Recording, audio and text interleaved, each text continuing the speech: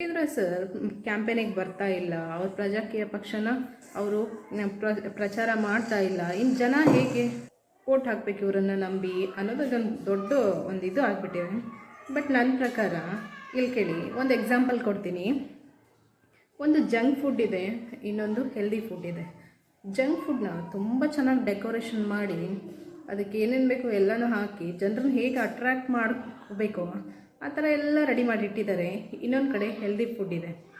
ಈ ವ್ಯಕ್ತಿ ಹೇಳ್ತಿದ್ದಾನೆ, ನೋಡಿ ಇಷ್ಟು ಚೆನ್ನಾಗಿದೆ ಅಷ್ಟು ಚೆನ್ನಾಗಿದೆ, ನೋಡಿದ್ರೆ ಹಂಗೆ ಬಾಯಲ್ಲಿ ನೀರು ಬರಬೇಕು, ತಿನ್ನಬೇಕು ಅನ್ನಿಸ್ಬೇಕು, ಆ ಥರ ರೆಡಿ ಮಾಡಿ ಇಟ್ಟಿದ್ದಾನೆ. ಈ ವ್ಯಕ್ತಿ ನೋಡಪ್ಪ, ಇದು ನೀನು ಹೆಲ್ತಿಗೆ ಒಳ್ಳೇದಿದೆ ಆಯಿತಾ, ಇದನ್ನು ತಿಂದರೆ ನೀನು ಹೆಲ್ತಿಗೆ ಒಳ್ಳೇದಾಗುತ್ತೆ, ಹೊಟ್ಟೆ ಕೆಡಲ್ಲ, ಹೊಟ್ಟೆ ನೋವು ಬರಲ್ಲ, ಚೆನ್ನಾಗಿರ್ತೀಯ ಅಂತ ಹೇಳ್ತಿದ್ದಾನೆ. ಈ ವ್ಯಕ್ತಿ ನೋಡು ಇದೆಷ್ಟು ಚೆನ್ನಾಗಿದೆ, ಈ ರುಚಿ ತಿನ್ನೋಡು ಅಂತ ಹೇಳ್ತಿದ್ದಾನೆ.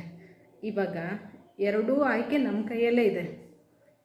ಈ ವ್ಯಕ್ತಿ ಬಂದು ನಮ್ಮ ಹತ್ರ ಬಂದು ಕೊಡಬೇಕಾಗಿಲ್ಲ, ಕರೆಕ್ಟಾ, ಹೆಲ್ದಿ ಫುಡ್ನ. ಈ ವ್ಯಕ್ತಿ ಬೇಕಾದರೆ ನಮ್ಮ ಹತ್ರ ಬರ್ತಾನೆ, ಇದರಿಂದ ಅವನಿಗೆ ಲಾಭ ಇದೆ, ನಮಗೆ ಹೊಟ್ಟೆ ನೋವಾಗುತ್ತೆ. ತಿಂದು ಹೊಟ್ಟೆ ನೋವು ಬರೆಸ್ಕೊಳ್ಳೋರಿಗೆ ಆ ಎಚ್ಚರ ಇರಬೇಕು, ಕರೆಕ್ಟಾ. ತುಂಬ ಜನ ಏನು ಮಾಡ್ತಾರೆ, ಈ ಅಟ್ರ್ಯಾಕ್ಟ್ ಆಗಿರೋ ಜಂಕ್ ಫುಡ್ ಇದೆಯಲ್ಲ, ಹೆಲ್ದಿ ಫುಡ್ನ ಬಿಟ್ಟಾಕ್ಬಿಡ್ತಾರೆ, ಅಟ್ರ್ಯಾಕ್ಟ್ ಆಗಿರೋ ಜಂಕ್ ಫುಡ್ ಹತ್ರ ಬರ್ತಾರೆ, ಹೊಟ್ಟೆ ನೋವು ಮಾಡ್ಕೋತಾರೆ. ಓಕೆ, ಈ ಹೆಲ್ದಿ ಫುಡ್ನವನಿಗೆ ಈ ಜಂಕ್ ಫುಡ್ನವ್ನು ಹೇಳ್ತಾನೆ, ಅಲ್ಲ ಕಣಯ್ಯ, ನೀನು ನಂತರ ಬಂದು ನೋಡಿ ಆ ಥರ ಈ ಥರ ಇದೆ ಹಿಂಗಿದೆ ಅಂತ ಹೇಳಿದರೆ ನಿನ್ನ ಹತ್ರನೂ ಬರ್ತಿದ್ರು ಅಂತ. ಅದಕ್ಕೆ ಹೆಲ್ದಿ ಫುಡ್ನವ್ನು ಹೇಳ್ತಿದ್ದಾನೆ, ನೀನು ತಿಂತಾರೆ, ಆಲ್ರೆಡಿ ತಿಂದಿದ್ದಾರೆ ಜನ, ಹೊಟ್ಟೆ ನೋವು ಬರೆಸ್ಕೊಂಡಿದ್ದಾರೆ.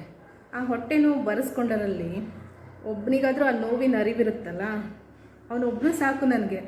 ಅವನು ಯೋಚನೆ ಮಾಡ್ತಾನೆ, ಇದು ನನ್ನ ಅಟ್ರ್ಯಾಕ್ಟ್ ಮಾಡ್ತಿದೆ, ಬಟ್ ನನ್ನ ಹೊಟ್ಟೆಗೆ ಇದು ಸರಿಯಲ್ಲ, ಇದು ನನ್ನ ಅಟ್ರ್ಯಾಕ್ಟ್ ಮಾಡ್ತಿಲ್ಲ, ಬಟ್ ಇದು ನನ್ನ ಹೆಲ್ತಿಗೆ ತುಂಬ ಮುಖ್ಯ ಅಂತ ಆ ಒಬ್ಬನಿಗೆ ಗೊತ್ತಾಗಿದೆ ಅಲ್ಲ, ಆ ಒಬ್ಬನು ಅವನ ಫ್ಯಾಮಿಲಿ ಬಗ್ಗೆ ಯೋಚನೆ ಮಾಡ್ತಾನೆ. ನನ್ನ ಹೊಟ್ಟೆ ಕೆಟ್ಟಾಗೆ ನನ್ನ ಫ್ಯಾಮಿಲಿ ಹೊಟ್ಟೆ ಕೆಡಬಾರ್ದು ಅಂತ ಅವ್ನ ಫ್ಯಾಮಿಲಿಯಲ್ಲಿ ಇರೋರಿಗೆಲ್ಲರಿಗೂ ಹೆಲ್ದಿ ಫುಡ್ ತಿನ್ನೋಣ ಅಂತ ತಿನ್ನಿಸ್ತಾನೆ. ಇದೇ ರೀತಿ ಎಲ್ಲರ ಮನೇಲೂ ಒಬ್ಬೊಬ್ಬ ಹೆಲ್ದಿ ಫುಡ್ನ ಅರ್ಥ ಮಾಡ್ಕೊಂಡವನು ಖಂಡಿತವಾಗ್ಲೂ ಕರ್ಕೊಂಡು ಬಂದೇ ಬರ್ತಾನೆ. ಈ ಫುಡ್ಡಿನ ಮಹತ್ವ ಗೊತ್ತಿರೋನಿಗೆ ನಾನು ಬಂದು ತಿಳಿಸಿ ಎಲ್ಲ ಹೇಳಬೇಕಾಗಿಲ್ಲ, ಆಲ್ರೆಡಿ ಹೊಟ್ಟೆ ನೋವು ಬರೆಸ್ಕೊಂಡಿರೋರಿಗೆ ಅದ್ರ ಬಗ್ಗೆ ಗೊತ್ತಿರುತ್ತೆ ಅನ್ನೋದು ಈ ಉಪ್ಪಿ ಸರ್ ವಾದ. ಈಗ ನೀವು ಹೇಳಿ, ಅವ್ರು ಬಂದು ನಮ್ಮ ಮಧ್ಯೆ ಬಂದು ಇನ್ನು ತೊಗೊಳ್ಳಿ ಅಂದರೆ ನಾವು ತೊಗೊತೀವ?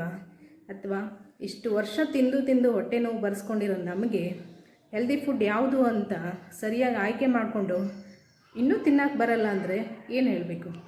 ಅಷ್ಟೇ ಅಲ್ಲದೆ ಸುಮ್ಮನೆ ಹೆಲ್ದಿ ಫುಡ್ ಅಂತ ಏನೋ ಒಂದು ಬೋರ್ಡ್ ಹಾಕ್ಕೊಂಡಿದ್ದಾರ? ಖಂಡಿತ ಆಗಲಿಲ್ಲ. ಇದರಲ್ಲಿ ಏನೇನು ಹೆಲ್ದಿ ಫುಡ್ ಇದೆ, ಇದಕ್ಕೆ ಯಾವುದ್ಯಾವುದನ್ನು ಹೇಗೆ ಯೂಸ್ ಮಾಡಬೇಕು, ನೆಕ್ಸ್ಟು ಇದರಲ್ಲಿ ಏನಾದರೂ ಸರಿ ಇಲ್ಲ, ನಾವು ಮಾಡಿಟ್ಟಿರೋ ಹೆಲ್ದಿ ಫುಡ್ಡಲ್ಲಿ ಏನಾದರೂ ಸರಿ ಇಲ್ಲ ಅಂದರೆ ನೀವು ಅದನ್ನು ತೆಗೆದು ಬಿಸಾಕ್ಬೋದು. ಪ್ರತಿಯೊಂದು ಸಿಸ್ಟಮೆಟಿಕ್ಕಾಗಿ ಹೆಲ್ದಿ ಫುಡ್ಡನ್ನು ಮಾಡಿಟ್ಟಿದ್ದಾರೆ, ನಾವು ಕಣ್ಣೆತ್ತು ನೋಡ್ತಾ ಇಲ್ಲ ಅಷ್ಟೇ.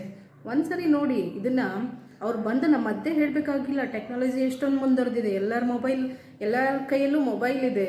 ಒಂದು ಸರಿ ಅರ್ಥ ಮಾಡ್ಕೊಂಡ್ರೆ ಸಾಕು, ಅವ್ರು ಬಂದೇ ಹೇಳಬೇಕಂತೇನಿಲ್ಲ.